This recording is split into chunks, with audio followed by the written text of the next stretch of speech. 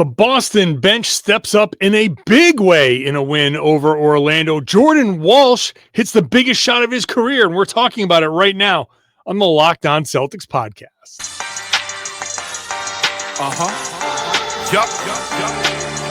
Beantown, be ever ready. It's the C's. Who else could it be? What they gon' say now? Screaming like JT. Karalis recap the madness every game, every practice. Prime time dapping D White on the sideline. Raining J's, how it started, raising banners, how we finished. Locked on Celtics pod, home of the winners. Hey there, welcome back to the Locked On Celtics podcast right here on the Locked On Podcast Network, where it is your team every day, and it is the number one sports podcast network. So you got the number one Boston Celtics podcast in the world on the number one sports podcast network in the world. I talk about the Boston Celtics Monday through Friday, bonus podcasts when they play on weekends, a Friday or a Saturday night. Show's always free. It's available everywhere. It's on YouTube where you can get into the comment section, share your thoughts with the everydayers, the people who join me every Monday through Friday, and just enjoy talking about the Celtics. I'm John Karalis, beat writer for Boston Sports Journal. I've been covering the team for about 20 years, doing this podcast for 10, and I've written a couple of books about the team as well. Today's show is brought to you by Game Time. Download the Game Time app, create an account, use the code LOCKEDONNBA for $20 off your first purchase of tickets, Celtics tickets, whatever tickets you want. You can buy them online. What a win in Orlando. Just a hard-fought, a classic Celtics Magic game where just haymakers being thrown, it's body shots, it's just a 12-round brawl between the Celtics and the Magic almost every time. Later on, we'll talk about the defense and the rebounding. We got to get into individual players like Anfernee Simons in the second segment. Let's start with the bench. Simons is part of the bench, but I just want to say the bench overall. We haven't talked about the bench, not in glowing terms in any stretch, because the bench is not Boston's strength, let's say. We're going to put it politely there. But for the first time this season, the bench is actually the reason why they won this game. The Celtics came out super flat. They looked horrible.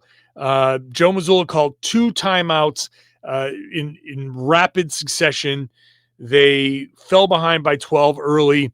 They looked like a group of tired tourists who had been walking around the Magic Kingdom all day. I had no idea. I was like, if the starters look this bad, the energy is this bad, how are they possibly going to recover from this? And then that's where the bench steps in. Jordan Walsh comes in and changes the defensive energy. Anfernee Simons starts scoring like crazy. And then as the game goes on, you get contributions from Luka Garza, from Hugo Gonzalez. And it's just really great to see a game where the bench starts to put things together. That is a big sign of progress, where guys are starting to get more comfortable. They're making maybe fewer mistakes. The mistakes they're making are what Jordan Walsh classified as mistakes of aggression, which is fine. If you want to be aggressive and sometimes you make a mistake being aggressive, that's okay. The Celtics want that. They would rather you err on that side than on the other side of not pushing hard enough and the other team really starts to make make plays and make runs and all of that stuff. So it was just in general, it was great to see the bench come in and make that contribution. Overall, the bench had 50 points, 20 rebounds, 11 assists, 5 steals, and were combined plus 56. So that's not something that you normally I don't know how many times we're going to see that from the Celtics bench, to have everybody do that at the same time. And if anything, this does kind of hammer home the need for patience, right? That the things come together in different kind of segments, and like, okay, this Anfernee Simons is starting to figure out his shot, and Jordan Walsh is starting to come together with, 2-3 decent performances, and you get Hugo, who has his moments, and Minot, who's had his moments, was not really good in this game. But to see these little bits happening, when Jaylen said like a couple of weeks ago, is like, you can't judge us after 1 week. You got to give us more than a week. And it's only November 10th. And we know that wins and losses aren't the thing. Like, we're not counting up how many wins, even though the Celtics are now 5-6. And, oh, hey, they're the 10th seed. Not that, like, that's the stuff that we don't really care about that much. But the wins are important because you have to be able to contribute to winning. So even though I'm not counting the wins, like, I don't care about, I'd rather see the Celtics play well. And if they lose a game that they play well, I'm okay with that, because you're like, okay, they played well and the other team maybe made some shots. Maybe they, made a ton of 3-pointers, and you lose a tough one. But if I can point to that whole game, be like, wow, they played great and they won. I'd rather have that at this point of the season than, oh, they're, they screwed around, they looked like crap, and they still managed to win because the other team was worse. I don't want a game like that. So it's not about the wins and losses. But to have guys like Walsh and Garza and Gonzalez, Simons, all contributing to the win, that's all part of the process. The Celtics are looking for guys to accentuate Jaylen and Jayson when they are fully whole. Whatever the fully realized Celtics team is at this point next season, they're hoping that at least a couple of these guys are going to be there to start that season with Jaylen and Jayson. If the Celtics have a few of these guys, Minot, Gonzalez, and I don't know who else, like Kata. If a few of these guys are able to be part of next year's team, the theoretical contending team, then this is a huge win. And these types of games where the bench collectively comes in and performs well together, that's an important part of showing Joe Mazzulla and Brad Stevens and the ownership group that, okay, this guy is part of a winning team. And so Jordan Walsh is trying to be that guy. And I said it after the last game, like, Jordan Walsh and like Josh Minot, like, I think Westerholm said it, like, what the Celtics want Walsh to be, that's what Minot is. And so in a game where Minot didn't really play well, Jordan Walsh played well. And you're like, okay, well, that archetype had a good game, and whoever it is, it doesn't matter. But to get those guys, like, if Jordan Walsh is going to hang around long term, he needs to start stacking these up. And this was an incredible game for him. He came in with the defensive energy. He was just ripping guys, using his length, quick reflexes, positioning, anticipation, understanding the scouting report, understanding the tendencies, and just ripping guys, just getting in there and poking the ball away and disrupting guys. And the defensive effort is what builds the trust to keep him on the floor. And then beginning of the fourth quarter, he hits a 3-pointer. So the Celtics fell behind early and they took a lead in the second quarter. It was tied at halftime. Third quarter was just back and forth, like a ton of lead changes, 2-point Orlando lead going into the fourth quarter. And then boom, there's Jordan Walsh. First basket of the fourth quarter, Jordan Walsh left corner on a Peyton Pritchard drive and kick, corner 3-pointer. Last basket of the fourth quarter, it's Jordan Walsh in the right corner. That's Peyton Pritchard drive and kick out to the right corner. So they trusted him out there to make the defensive plays, and then he makes the offensive plays. Hitting those shots is huge because that's such a progression. If he can start hitting those shots consistently, now you're getting some progression out of Jordan Walsh. This is the guy that I've wanted to see for a long time, and I wasn't sure if I was ever going to see him. Not in the Celtics uniform. This is a big step. I had basically written him off, and I had, I think, good reason to write him off. He was not good in Summer League. He was not really great in the preseason. He got a bunch of DNPs, and you're like, this is not really, doesn't seem to be working out for him. He needs a fresh start or something somewhere else. But because the Celtics are constructed the way they are, Joe Mazzulla has to go and be like, okay, this feels like a moment where we could use what Jordan Walsh can bring. Can he do it? I don't know. Well, let's throw him out there. In a different situation, Jordan might not get any minutes, but here he is with still more opportunities to prove himself, and he took full advantage of it in this game. It was great. He was great in this game. He was great in this game. So he's so young. He's still young, and it's tough. The NBA is unfair. Even guys who are in their early 20s, you're like, sorry, you're not ready yet. Celtics need somebody who's ready now, and you're not ready now. Well, he might actually start getting ready. I liked what he was saying after the game about, you don't want to miss an opportunity, because if you blow an opportunity, the next one might not come for 8, 9, 10 games. So you got to be ready for the opportunity that you have now. It's maturity. He's maturing, and it's just great to hear. It's great to hear Joe talk about trusting him. It's great to see the reaction from the guys after he hit that shot. Huge, huge, huge shot. Biggest shot of his career as a Celtic.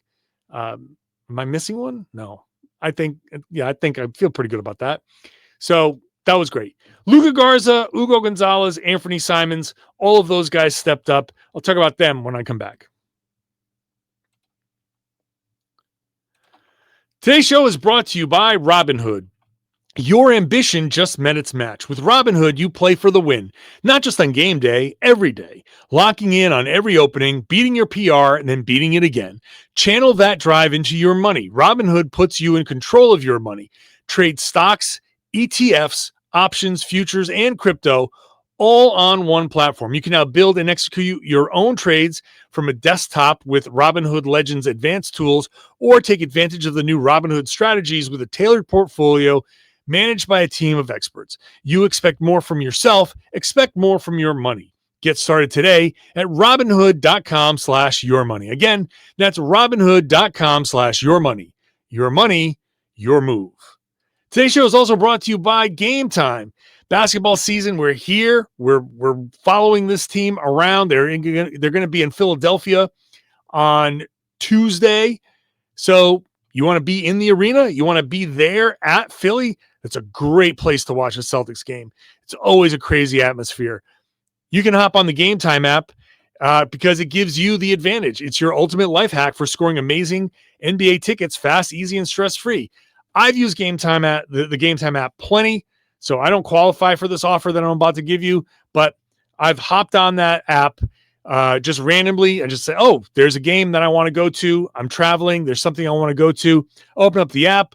I can click. I can see the seats that I'm going to get right from the app. There's no surprise fees. It just tap, tap, tap, just a couple of minutes and I'm done. I've got the tickets ready to go. If you want to get a zone deal, that's a game changer. You pick the section, they pick the seats, you save big. There's some NBA tickets out there for $25. So go take the guesswork out of buying NBA tickets with Game Time. Download the Game Time app, create an account, use the code LOCKEDONNBA for $20 off your first purchase. Terms apply. That's Locked On NBA, LOCKED, Locked On NBA for $20 off. Swipe, tap, ticket, go. Thank you for making Locked On Celtics your first listen every day, and thank you for making the Locked On Podcast Network the #1 sports network. That's Sports Podcast Network. That is huge. So we're #1. I got to get a big foam finger to celebrate. We're #1. Thank you for doing that. Check out Locked On NBA, Locked On NBA Game Night. If you haven't done that by now, Game Night covers all the games 7 days a week. Locked On NBA. on the same feed, covers all the big stories in the association. Big story for the Celtics here is the bench. Jordan Walsh was awesome. Happy for him. I'm happy for him. Even though, look, my job is to have opinions and my job is to assess things. And on a daily basis, we got to kind of live in the moment a little bit. I'm never rooting against these guys. And so even though I've been tough on Jordan Walsh, I'm happy to see him pull a game like this. This is a big deal for him. This was huge. It's huge that he was trusted in that moment by Joe to play. He played the whole fourth quarter. Trusted by Peyton Pritchard. I think that drive and kick, in the corner, like these guys talk about it all the time. You don't look in the corner and be like, oh, I'm not going to make that pass. You got to make the next right play, and that was the right play. And Jordan cashed in on it. That was great. Great to see Jaylen Brown to turn and yell, just this big primal scream at the Orlando bench. But sandwiched in there in that second half, and especially that fourth quarter, shout out to Luka Garza, who had 8 rebounds, 4 of them were offensive. He cashed in on putbacks. He cashed in on the shots down low. He was 4 of 4 in the fourth quarter, and overall he had 16 points, 8 rebounds, 3 assists, a steal. Just a great 7 of 8. And the one shot he missed was a 3-pointer. He was huge on a night where Neemias Queta was, kind of up and down and fouled out of the game. They needed Garza. They needed him to finish. And, he was really good. I don't know if he's a long-term answer here, but it was a big game against a big physical team, and he played well. He made the plays, and it's just another guy that patience is the thing. Patience with this team to figure things out is important, and he could just be another guy that you need to be patient about. So he was big. Hugo Gonzalez only played 12 and a half minutes, but he made some really good plays defensively. He's out there just playing with a maturity. I joke that he wears the number 28 because that's the age level that he plays at. He's obviously, you can tell his pro experience in Spain. You can tell he has a level of poise. It's easy to forget sometimes that, okay, you look at him, he's a 19-year-old rookie, and you just think of, okay, 19-year-old rookies act like this. This is how they play.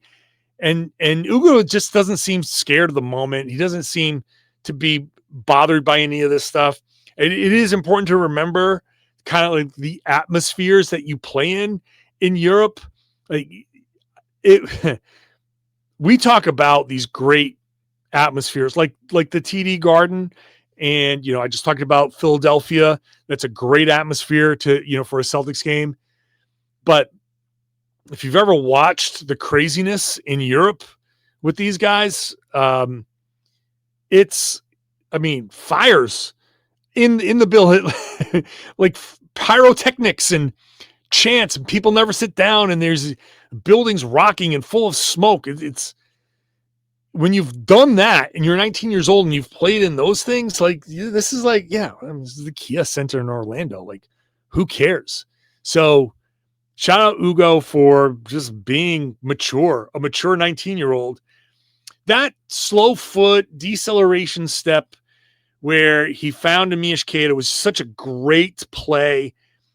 When I talk about playing with maturity, that's it. It's changing speeds. It's that slowdown. It's the read that he made. Just beautiful stuff. Obviously, he still has to get used to NBA speed, NBA physicality, and all of that stuff. But man, there are certain little things where you look at him, you're like, he's already doing this. He's already picked this up. That's advanced stuff. I don't know how good he's ever going to be. I don't know what his ceiling is, but he's already doing like the advanced reads and stuff. It's very, very impressive. Anfernee Simons he did all his scoring was in the first half, mostly in the second quarter. This is where things changed. He flipped a 12-point deficit into an 11-point lead, and that was such a game changer for the Celtics. Simons, when he gets going, that was incredible. He scored 14 points in a row. 14 points in a row. He just came down and was just banging threes. His shot is so effortless, man. You get a little glimpse of the Anfernee Simons fully, comfortable experience. I was like, man, that was such a fun stretch to watch in that second quarter. He took heat checks, cash, no rim. It was awesome. And they talked about like, hey, congratulations coming out of your shell after the game. Like, when you're that elite a scorer, here he is. He's in a shell in Boston. The Celtics need him to be like this. And it does make me wonder, like, is it time to flip him and Peyton Pritchard?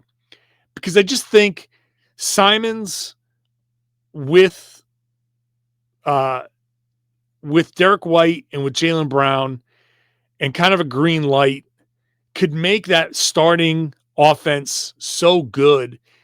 I'm going to go back to my preseason thing where I think Pritchard coming in for White and just having D White as the point guard, Pritchard as the backup point guard that cooks against second units. I think that might make more sense. Maybe Joe's not ready to make that move now, but I think Simons as a starter, getting a feel for the game, I like that. I think I'm going back to that idea. We'll see if it comes about, but he was awesome. I didn't talk about Jaylen Brown yet or Derrick White or the defense or the rebounding, but that's what's coming up next.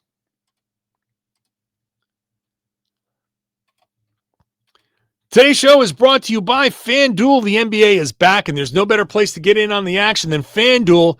It's the official sports betting partner of the NBA. Even if you missed the start of the game, which would have been great again, in this Celtics game against Orlando, because you would have missed all the crappy parts. But if you want to get in on the better parts, you could maybe get some decent odds of the Celtics coming back, because FanDuel has live bets on everything from who will score next to fourth quarter comebacks. Plus, you can combine your live bets into a same-game parlay for a shot at a bigger payout. It keeps every game exciting, especially when your team is making that late push. Right now, FanDuel is giving new customers $300 in bonus bets when your first $5 bet wins. So go ahead on over to FanDuel.com to sign up. When you sign up, it'll ask you to set your limit, set your budget. Do that, whatever your disposable income is, whatever you can afford to lose, just in case you go on a cold streak. That's what you set. This way, you can gamble responsibly and not go overboard. FanDuel will help you do that. Have some fun over at FanDuel.com. Sign up right now, the official sports betting partner of the NBA. Thanks for making Locked On Celtics your first listen every day, and for making the Locked On Podcast Network the number one sports network. Check out Locked On Fantasy Basketball. Josh Lloyd's going to help you win your league. He got everything for you. The ads, the drops, the trades, who to look for. If you're not listening to Josh, you're not serious about your fantasy league. And we all know how serious fantasy basketball can be. Check it out wherever you found this podcast. So, other individual before Jaylen Brown was typically good, although not as efficient, but 27 points, 5 rebounds, 2 assists, a steal, a block. Getting to the rim, again, just a typical game for Jaylen Brown. Hit a huge 3-pointer down the stretch to hold off the Magic. It was one little stat: 13 makes in the fourth quarter for Boston. Jaylen's 3 was one of 3 that did not involve either Hugo, Jordan Walsh, or Luka Garza. Those 3 guys were involved in 10 of Boston's 13 makes, either by scoring or by assisting on the play. So that's big. But Jaylen was great. Derrick White was great, especially early. Scored 11 points in the first quarter, finished with 21 points, 7 of 18 shooting. That's still a little low. The 3-point shooting, 3 of 9. If you make one more or take one less, the number looks good. So it's starting to come around. I'm hoping that Derrick is starting to break out of this slump.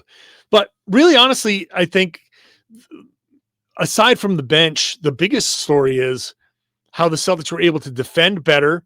And after the game, Jamal Mosley's entire post-game press conference was 17 turnovers for 29 points. And he really was pissed off about the 17 for 29 and talked about Orlando playing in a crowd and all of that, and making a lot of these mistakes. The Celtics have not they've won the turnover battles so far this season, but they haven't always been on the right side of points off of turnovers. The few turnovers the Celtics have committed have led to they've been damaging. But this time around, the Celtics get 29 points off 17 turnovers. So that's a huge to be plus 14 because they turned it over 14 times for 15 points. Plus 14 in the turnover battle is a big defensive win. So the Celtics did a great job. I think they basically played their same defense, but were just more disciplined about it. So that's good. They rebounded better. This is a huge number because Orlando had 12 offensive rebounds and 17 second chance points. And the Celtics had 13 offensive rebounds and 18 second chance points. That right there, when you win that battle, the Celtics will win all, if not, 99% of their games. They do that. They should win them all. If you're not, and I don't understand how Orlando didn't torch the Celtics on the boards, but the Celtics did a good job challenging. You got to challenge shots without being undisciplined. You got to stay on your feet. You got to box out. And the Celtics did a good job of that. So even though it's a weakness, this is the exact kind of game where you say, when I've been saying all season, the Celtics don't have to be a good defensive rebounding team. The Celtics have to be okay at it, not the worst. Mediocre. Mediocre is fine as a defensive rebounding team. In fact, let's take a quick look at their defensive rebounding percentage, because you want it to be, I'll settle for it in the high 60s to 70%. And this one, it was 65%. Even that's not great, but Orlando's was 68%. So you managed to kind of be mediocre. It really, honestly, it was like mediocre. But because you're offensive rebounding, which is separate, we love to lump rebounding in as one. You got to rebound, but defensive rebound, offensive rebounding are two very different skills and different areas. The Celtics did well offensive rebounding. They did not. Like Luka Garza grabbed 21% of the available offensive rebounds. That's big. That's a big number. The Celtics did well enough on their offensive rebounding and the turnovers. Like, you do the other things. This is the Joe Mazzulla philosophy. Just be middle of the road rebounding and see if you can offset it in other ways. And the Celtics did that. They actually won the second chance points and they won the turnover by a lot. And then the shooting defensively, the Celtics, I don't think they did anything different. It's just that Paolo Banchero was 0 for 5 and Anthony Black was 0 for 4, and the Magic were 7 for 30. That's exactly where you'd think they would be. And if they had that kind of shooting night on Friday, we'd be talking about 2 wins in Orlando.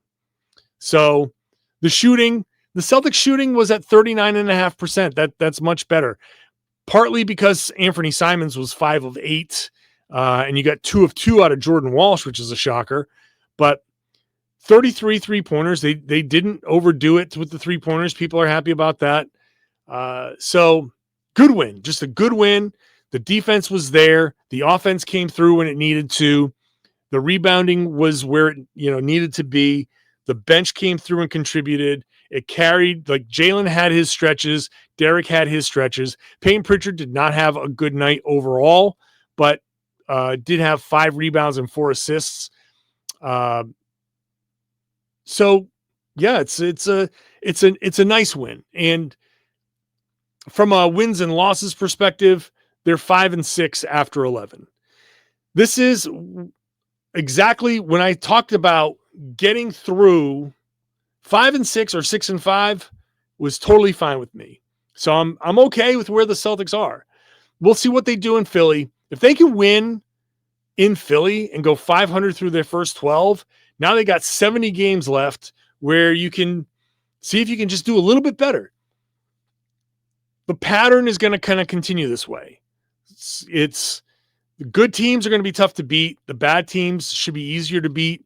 And these games in the middle are going to be, slugfests. So if the Celtics can beat the Sixers and finish this opening 12 games at 500, I'll be very, very happy. Even if they lose and at 5-7, it's okay. But if they go 6-6, I'd be very happy because I do think the patience aspect of this is important. You got to give these guys time to figure these things out. You got to give Derrick time to figure himself out. You got to give Simons time to come out of his shell. These guys who have been struggling, Jordan Walsh. Last week we were talking about Baylor Shireman. Now it's Jordan Walsh. Who knows what it's going to be by the end of this week. So you just got to give the process time to kind of shake out. We're getting a little bit more consistency with the starting lineup. We're starting to see maybe some semblances of a rotation. And from there, it's a matter of, can guys make 1 or 2 fewer mistakes per game? Can you make 1 less mistake per game? And if you can do that, then that could turn around and be a good thing that happens on the other end. You can make a shot. You can, get a steal where it's a foul. Celtics still foul too much. You got to live with some of that, but they still foul too much. But again, in the fourth quarter, I think they did a much better job of that as well. Orlando went to the line 12 times, 6 for Wagner, 6 for Banchero. So, those are the 2 main guys. So it's still, it's okay. It's okay. But can you be a little bit better this next game? Just incremental progress. That's it. So we'll see. Nice to see the bench step up. I'll be back tomorrow. Tom Westerholm will join me tomorrow. Then post-game Tuesday, post-Sixers. Wednesday, post, who do they play on? Memphis. And then the Celtics have a few days off. So there'll be a practice. I'll be here for you Monday through Friday this week. So make sure you're subscribed. Wherever you get your podcast, the show's free. It's available everywhere. Thank you for becoming an everydayer, listening to me or watching the show every Monday through Friday. I do appreciate you so much for doing that. Thank you. You everydayers are what make the Locked On Podcast Network the #1 sports podcast network around. That is huge. I do appreciate you all for doing that. Now, hop in the comment section on the YouTube page, share your thoughts, and then share the podcast. Tell everybody they should be listening to and watching the Locked On Celtics podcast here on the Locked On Podcast Network. It's your team every day.